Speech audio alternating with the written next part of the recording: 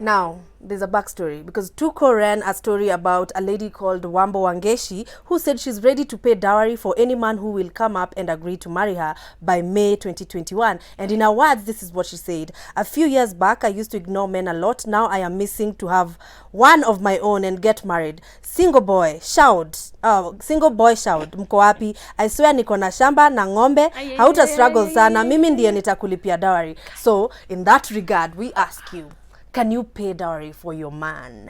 Hey. Yes. Yeah. Kizungu mkuti, 111, because we need your feedback, guys. I think in another life, if I was a very rich woman, if I was kama I was in love with someone mwenye kidogo na mfuko, haiwezi.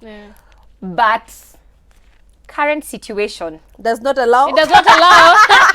Itabidi wanaume angangane. I don't know. Yeah. As in, I don't think I'd make a big deal out of it. But I'm like, I just feel like, you know, sometimes ni poa mwanaume akiput in effort. You get like, you know, it's not just, you know, this is a whole human being you're trying to wife and try to make her yours.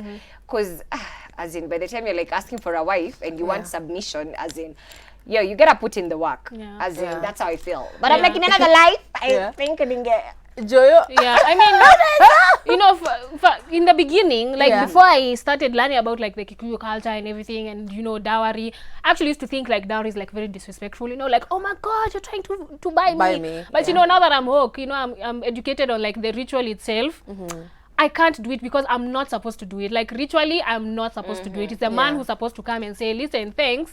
Because the man can leaves his boma. Immediately he's 18. He leaves and he goes. The girl stays with the parents. So you're just coming to say thank you for raising this woman. Now it's time for me to take her and take her to my boma. So now learning all those like traditions and stuff, I don't think I would. Because now... Oh, change of heart. Me, I'm very wishy-wishy on this situation because first off, African tradition has been really diluted. If we look even right now, there are so many jadens and shell meats, and there are very few kanini and nduko and all these names, right? So I feel it's only right to appreciate. Like dowry for me is not like I'm buying you. It's like an appreciation to the parents for raising you. But in the same breath, I wouldn't ask for too much dowry. Because at the end of the day, I don't want to strain my kids because they have a life to live. I have lived mine, you know. So I don't want to put like systems in place to make sure you're not married. My God, I'm telling you things that are super... Like, you cannot even access this money. I tell you, give me 1 million shillings and 40 cows and what. Honestly, no. Because at this point, that's where unapatanga umeolewa. And then this husband of yours is beating you up because he feels like I bought you. You know? Exactly. So it's really wishy-washy for me. But that's something that I saw. I don't know, was it on Facebook or something? There's something I was just, you know, ile tu kuperuse nini, then I saw something and it really caught my attention. Because now there's this family, the young man went to pay the bride price. I think it was 500,000. Alafu after kulipa, when they got married, the parents to the lady, they took the money and gave it back to them. They were like, you know what, there's no point. As in, for them it was more of tumekupatia at least mwanze maisha nayo. You get? So I was like, okay, this also does make sense. You get? Because sometimes I feel for parents wanekanga ile like it's a must you bring this, it's a must you bring this. But sengine hata ukika chini kama mwanaume unaangalia hizi vitu zote mnaitisha. Huyu mtoto ni nini ile mnadhani kubwa yenye mlimfanyia ndio ifike hiyo pesa, because by the time you're going over like 1 million, 2 million, unajua umesomesha Kikuyus are like that though. It's so sad. Mimi ya kutumia niko my background is usually like we took her to private school, we took her to an expensive boarding school, she has a degree, she has masters, so you know it keeps going up because of all the things that have been done. But personally, I wouldn't want him to go out of pocket. Like do something small. Like, you know, if my mom wants to buy land, buy that land for her. If she wants to renovate the house for her. I don't want him to go out of pocket because they've taken me to expensive schools and boardings, and I even have masters, I have a good job. No, I would never want it to go out of pocket. Just do something small. Yeah, because we've seen enough times people, when they're planning for their dowry, they get loans. They get money from other friends. Forgetting that kuna iyo dowry, and then you're gonna probably do the white wedding. All these require money. So by the time you guys are done with this na mmalize honeymoon,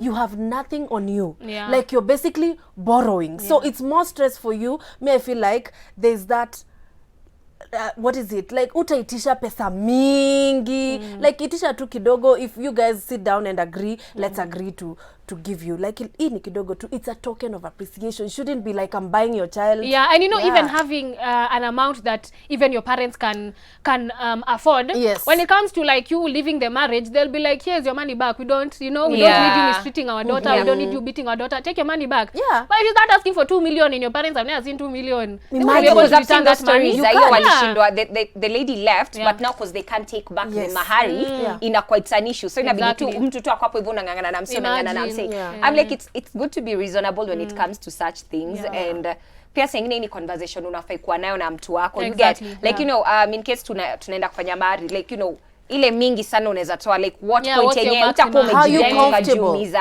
And then you as a person go back and talk to your parents and tell them, you know what, najua exactly kuna nini itafanyika blah blah blah, but be reasonable, because sengine unachanga tu ati wafanye venye wanataka. As in, it's a two-way thing. Msinyanyasane. Exactly. I think that's what I can say. Or your uncles, because your dad, your dad is not even informed. He's not part of the conversation. They go and negotiate, then come and tell your dad, okay, so to may agree on. So talk to your uncles. Start talking to your uncles now. Ndio asianze kunini. Uncles manze. Imagine. As in, I'm like, in all honesty, they weren't even there. Yeah, I'm like, listen, kama ujaikuwa part of kwa nini yangu. Yeah. Una get? Mtu wangu nisikakone unakuja kuleta opinion. I'm sorry kama it's tradition. I don't, at this point I'll be like, I don't even care. If you've never been part of me growing up, you have no say in what happens to me. But I'm you sorry see, to it's say. very easy for you to say that because you have a parent. Yeah. You have your mom who who you can give your dowry to. You see hiyo yenye nasema ati uncles ndio wanakuja kusema hii pesa itoke hii, wanafeel wako na hata hawajui. Someone has never been there. Yes. And like whoever has been there, like kuna ule mtu ule grown up amekuwa na mimi. It's the same way unaweza get, maybe you have no folks au family yako, but the people who've raised you wanaweza kuwa na stay, like you get. Luckily I have like close uncles. Exactly. So it's not a big deal. Yeah. Like my godfather is practically my second dad. Like ever since my dad died, he always calls me my daughter. So you come see me, my daughter. So that's not a big deal for me. Si mtu tu hata hujaimuona. Wali muona maybe ukiwa class Christmas ya class 2. Ukiwa class 2. Ati nilikubeba ukiwa mdogo. Don't say mbona tena. Okay, umenibeba hapa katikati na mashida zangu. 1114444 is our SMS line. Mtu wangu hebu tuambie, how do you feel about this? But anyway, let's move on to advice sports.